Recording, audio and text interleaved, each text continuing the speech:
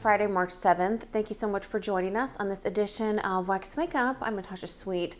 Following a tense exchange with Canadian Prime Minister Justin Trudeau, President Donald Trump has announced a one-month exemption from his 25% tariffs on Canadian and Mexican imports. Well, there are no delays at all. No, nothing to do with the market. I'm not even looking at the market because long-term, the United States will be very strong with what's happening here. The tariff exemption comes after stock market declines and concerns over its impact on crucial American industries. Trump and Trudeau's recent conversation was described as colorful, with Trudeau retaliating with tariffs of his own. While Trump praised Mexican President Claudia Sheinbaum for cooperation on border security, economists warned that the tariffs could pave the way for a recession. The White House maintains that the tariffs aim to combat fentanyl trafficking and may be lifted if significant progress is made in the next month. A federal judge has blocked the Trump administration's attempt to remove the leader of the U.S. African Development Foundation. U.S. District Judge Richard Leon issued a temporary injunction to prevent Ward Bream's removal as president of USADF until at least Tuesday. Bream sued after the Department of Government Efficiency sought to assume control of the agency, which focuses on investing in African grassroots enterprises. The lawsuit claims that only the USADF board has the authority to remove Bream and that the Trump administration's efforts to dismantle the agency are unlawful. USADF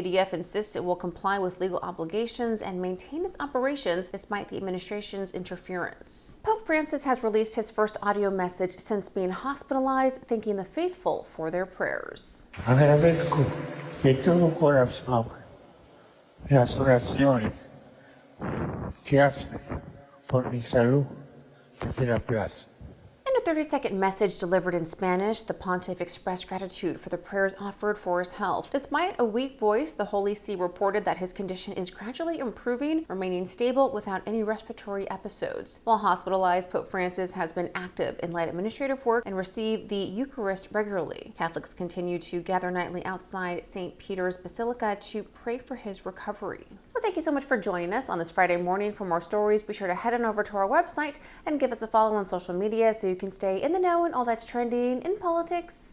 Have a wonderful weekend.